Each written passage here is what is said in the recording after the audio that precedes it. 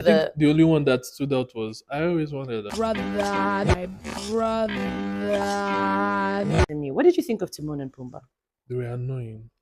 I actually preferred Rafiki to Timon and Pumbaa. Yeah, They it still was ruined so. Timon and Pumbaa for me. Like, I think there was a point I felt like just getting a knife and like X them out of the yeah. show.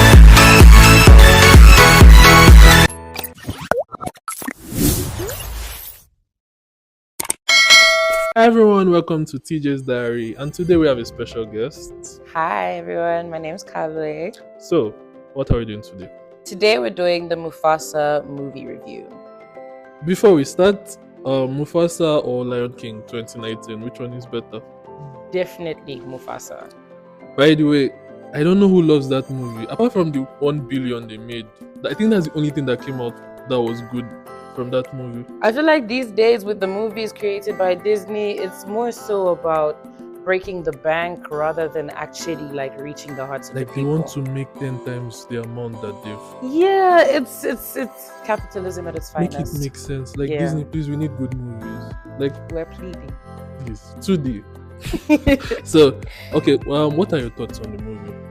Getting right into it, my unbiased review on this movie. It wasn't the greatest, but as a die-hard Lion King fan, I kind of had to like sit through all of it. I think the graphics were amazing. I think this was definitely a better rendition of a live action. Well, they say not to call it a live action remake, but as far as live action remakes go, I feel like this was like really good in terms of like graphics. You're able to see the animals emote.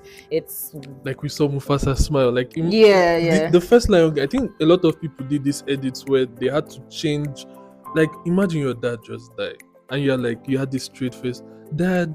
Like get up, and his face Dad, was like get up, just and his face was stone literally like cold, straight the whole time. So this was definitely a better like addition.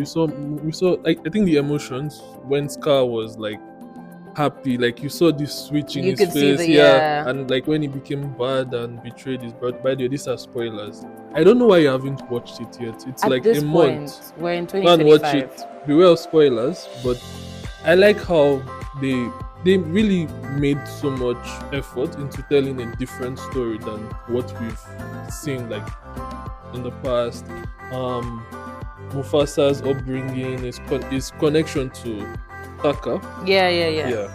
I think in terms of that, I was really happy with how they connected the storylines, and we like kind of got to see how Scar or Taka became Scar. Yeah. But there was just a lot of things that didn't make sense to me. What did you think of Timon and Pumbaa? They were annoying.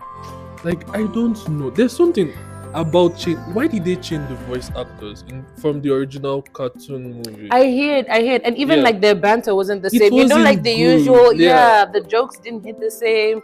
It's like the jokes were tailored towards 3-year-olds, but even Yeah. children didn't laugh. Even Kiara was even irritated by their banter. they were so Yeah, it annoying. really wasn't the same. And also, I think they cut away from the main story to Rafiki telling the story was a bit much. Like I feel we just needed like 3 scenes, maybe like beginning, middle, end, like not having like 4, 5. I think they did. They did like so times. many times and kind of like took away from the storyline. But I love. I think the music was also kind of. No, honestly, the music in the movie was obviously by Lin-Manuel Miranda, and Lin-Manuel Miranda is well known for doing the music for like Moana, Encanto, Little Mermaid, like the remake. Like yeah. there's something about his music that it always goes viral. Yes, and because it evokes like certain emotions in the audience. And I think something about his music I like. It also goes with the story. Yeah, Like it's like cohesive with the story and Yeah. everything. But for some reason, I feel like with this particular movie, because everything was like so rushed, I didn't even get a chance to like enjoy the music that would come with I think the only one that stood out was I always wanted that. my brother. And it's going viral now. I find myself singing Yeah. that randomly throughout And the day it's for no also reason. like it gets annoying. But it's a good song. But I think apart from that song, I don't think there's any other song in the movie that I remember. That stuck out to you exactly. Yeah. But you know, like the original Lion King, like the 19, I can sing every song in that movie from start to What's your finish. favorite song? in Lion King, the original Lion King. I'm gonna be a mighty king. Oh yeah. Enemies beware. By the way, one thing about me, I love the villain. Maybe I don't know if I see myself in them. Like You I see, love you when see the yourself in villain like the sings. villains. Like, and one thing I hated with Lion King remake, they removed Scar's music. Oh yeah. They true. cut. Why would you remove that song? Teejay, wanna know why? Anyways, also, what do you think about the story? So ultimately, I feel like the story was just like really inconsistent because it's like they're leading you somewhere, and before they can explain why they've led you to that point, they cut it off like right there, and it makes it kind of hard for your emotions to flow through with the movie, because when you're supposed to feel a certain emotion, they like cut it short. Like for example, when those lions attacked they didn't even allow us to understand what was going on. The next scene, we saw the lions running after. Like, how did they even? How did we even get to the? Yeah, like how did we get from that to running after each other? There's just too many things that just weren't adding up, and ultimately, even like like the relationship with Scar and Mufasa, there were too many inconsistencies in that explanation. So I never really got my answers as to why things turned out the way they did. I think one thing that I didn't understand, if they were going to drive a wedge between Scar and Mufasa, they should have started from like when he was younger, like him seeing Scar being treated differently, and like other things. But like they just went on a journey and all of a sudden decided someone I've known for years, let me just betray him because he took a girl that doesn't like him. Number one, Scar's race was horrible. Yeah, no, because the original Scar honestly had a way of making you feel he was a villain but with charisma.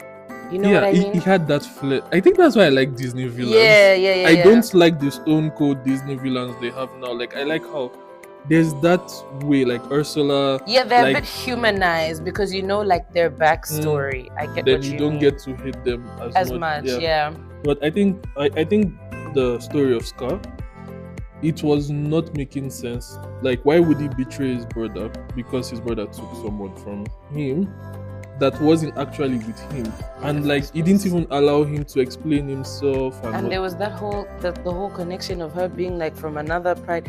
That's what confused me the most. The whole pride lands, different prides, different. I thought there was just like one set of lions in the pride lands. Like maybe they're trying to tell us that before the pride lands were created, maybe they had different kingdoms and stuff. But also, we should have even had a backstory for the white lion also. Why is it that way? That's the inconsistency I'm talking about. Was that how Rafiki was in the animated movie? I feel like they were trying to go for like the wise old. That was the vibe that they were headed towards, but then they ended up warping it in some way. The guy was literally looking up and like doing like different things. It like was he was on psychedelics. Maybe those things used to break. The break and put it. But no, honestly, what's crazy is I actually preferred Rafiki to Timon and Pumbaa. Yeah, they still ruined Timon and Pumbaa for me. Like, and it wasn't the same. Before we round off, what were your did we need Simba and Nala in that movie? I don't think so. I don't think they were necessary. See, my thing is, this is Mufasa's origin story. This plays back into the inconsistencies I've been talking about. I wanted to see more of Mufasa. I would have appreciated the lore of adding Scar and to see like Scar's origin and to see why Scar became Scar.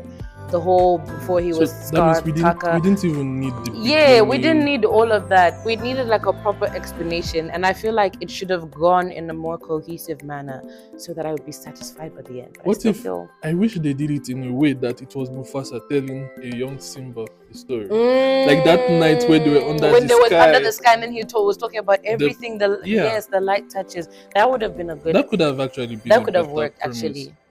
What were your thoughts on the voice actors? Blue Ivy, what are your thoughts? Like, how was her performance?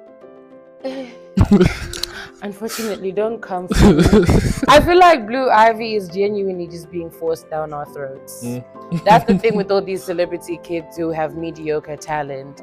because your mom is a superstar, a global super Did sensation. Beyonce even do well in that movie? Barely. That's what I'm trying to say. They force these things down our throat, and it's like you must like it, you must compliment it. She's mediocre. Funny enough, you know they paid her even more than Aaron Pierre and the other guys. That's my thing. It's because of who her parents are. No, not her. Beyonce. Even Beyonce. They paid. She said 2 lines and she got more money than. They're paying at that point. They're paying for a brand, and that's my thing. If Disney has a budget to fund a mega superstar, they should have a budget to make a better movie. And I think also we need actual voice actors. Yes. What happened to sticking with the original characters? And also, like, one thing with America and their system, you have voice actors who do amazing series and stuff, but you can pay them more but because they want the movie to get so much press and publicity. Then they use Beyonce and big names just for no reason. You were not needed, Blue Ivy. So as we round up, what are your final thoughts? Like, how would you rate the movie from 1 to 10? On a scale of 1 to 10, I'd give it like a 6. I feel like they really redeemed themselves from the 2019 rendition of Lion King. 2019 one is that's a half of one actually. Minus 0. Minus minus 1. Exactly. What would you rate it? Yeah. My siblings will come for me. I didn't like the movie. You didn't. I think there were a lot of things. They were actually brothers. Why did you guys make them like not related? Like they are giving Scar reasons to kill his brother. As like we've not seen. Okay, like live version of Little Mermaid, they made Ursula and Triton siblings. So that gave her more motivation to do what she did. I feel making them adopted brothers kind of broke the whole and also they've been saying they were brothers from like the beginning, so it doesn't, I don't know, I think that's one thing. It just didn't add up. I feel like they started something and they couldn't connect it and make it like they could have it's okay to be bad. Like Scar could have been his brother and killed him. Yeah, like it can't.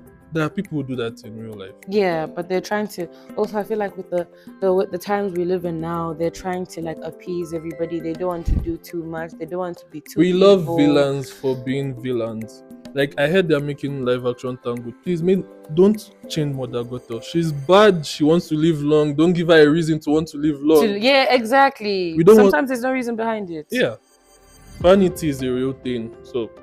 Anyways, thank you guys so much for watching this episode. Don't forget to like and subscribe. Where can we find you on social? We can find me on socials at Kalwe_X. That's KALWE_X.